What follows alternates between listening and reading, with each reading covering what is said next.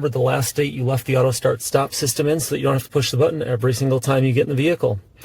These instructions apply to both the vehicles with the center console and without. There's just a minor difference in the beginning of the instructions. Our start-stop limiter will come with printed instructions to show those differences, but today we'll be showing you in a vehicle with a console. Let's get started. First, we'll start by removing the trim panels on either side of the center console. Simply grab them by hand and pop them off and slide them out. And now the passenger side. Next, we'll remove this trim panel here that covers the fuse box by hand.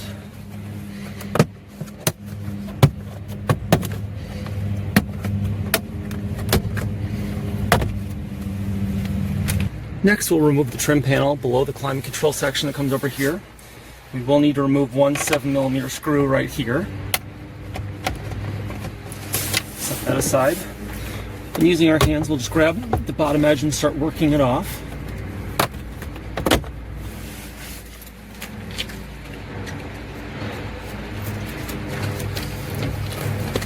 You can always use a plastic dash removal tool if you need to help you.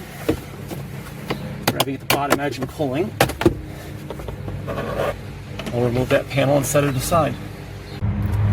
Next, we'll remove this fuse panel cover by hand.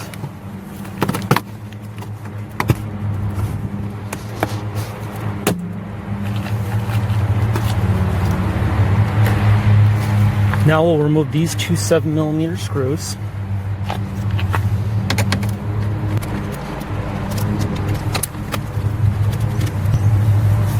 We'll then open the glove box and we'll remove this panel here. We'll set that aside. Next, we're going to remove this long trim panel here. We're going to start by removing this 7mm screw.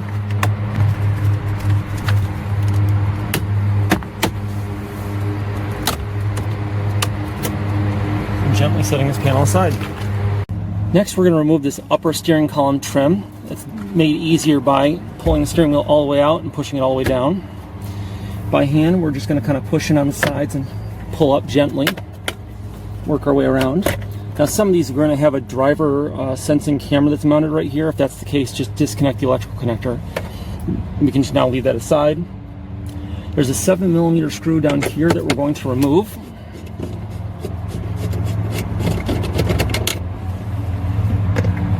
And now we're going to remove this trim panel around the instrument column.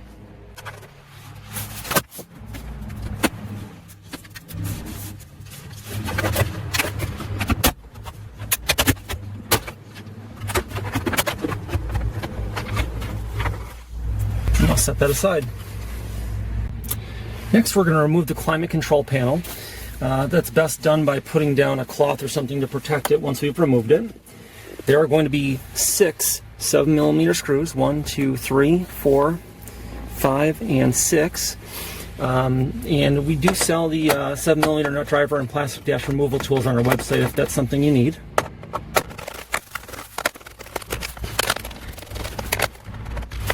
Alright, now that they're removed, we're going to gently pull this out.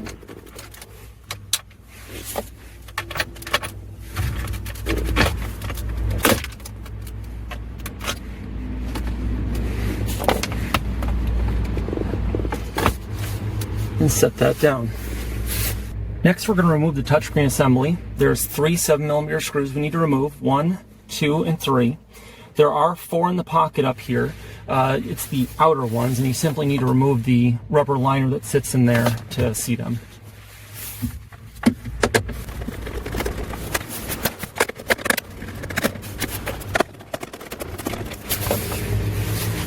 Now that those screws are removed, we're going to remove the touchscreen assembly by hand. We're going to lay down another towel to protect it so that we can lay it down on its face and access the wiring on the back. There's a couple of clips at the bottom that need to be popped.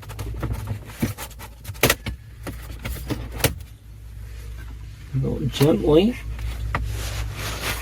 lay this down. And we will need to access this connector right here to plug our start-stop. Now that those screws are removed, we're going to remove the touchscreen assembly by hand. We're going to lay down another towel to protect it so that we can lay it down on its face and access the wiring on the back. There's a couple of clips at the bottom that need to be popped.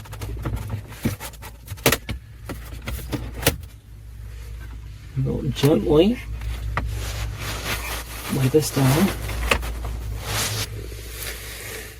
And we will need to access this connector right here to plug our start-stop eliminator in from 4D Tech. This little red tab needs to pop up in order to disconnect the connector. You can use a small screwdriver or plastic tool to pop it up. Now there's a tab on the side that we'll depress with our finger and pull the electrical connector up. We can now plug the start-stop eliminator from 4D Tech in line, push that red lock back in.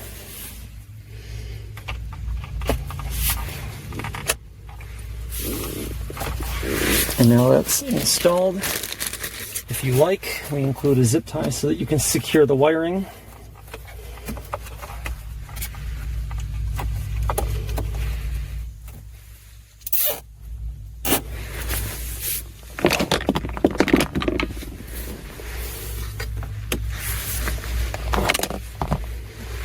Now we'll just tuck this all back in.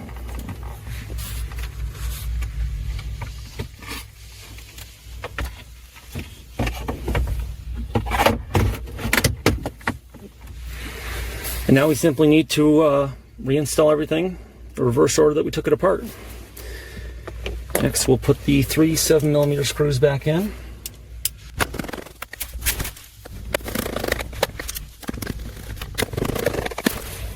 Now we can put our rubber pad back in place. Next, we will put the climate control panel back in place. Simply just gently tuck the wiring in, snap it in, and we will now replace the 6 7mm screws.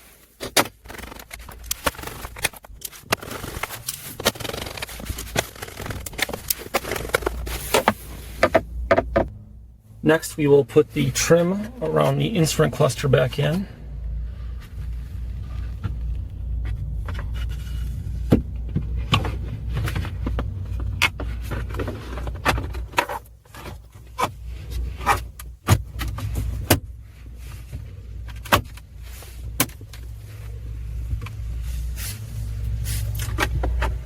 Now the trim around the steering column here.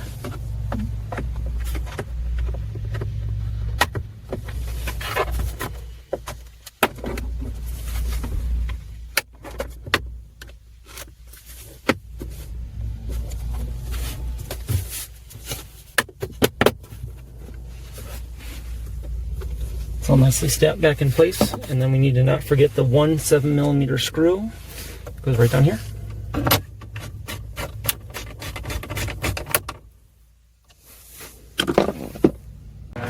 Next, we'll install the long trim panel that goes back across here, making sure to line it up, and then snap it into place. Not forgetting to install the 1 7mm screw at the far end here. Next, we'll install the panel right here, snapping that into place, and then replacing the 2 7mm screws that secure it. Then we'll pop the fuse box cover back in place, starting with the back edge.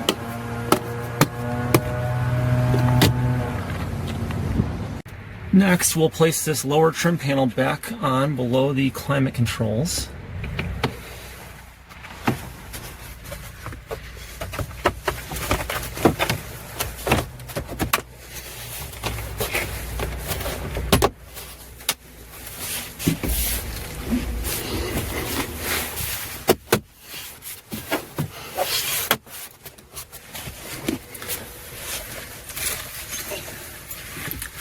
And then replacing the 1 7mm screw down here.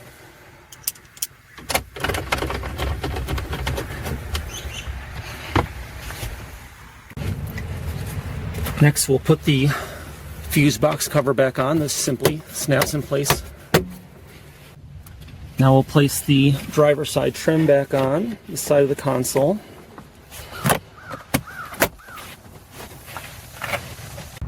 And now the passenger side. Now that the install is complete, we'll start the vehicle. As you can see, the auto start stop system is turned off by default. If for any reason it's not, simply hit the button to turn it off and it will remember that state. At any point in time, we can turn it back on and it will remember that state as well. As you can see, it's very easy to install the start-stop eliminator from 4D Tech in the Chevy Silverado and GMC Sierra. This is Brad with 4D Tech. Thanks for checking out our video.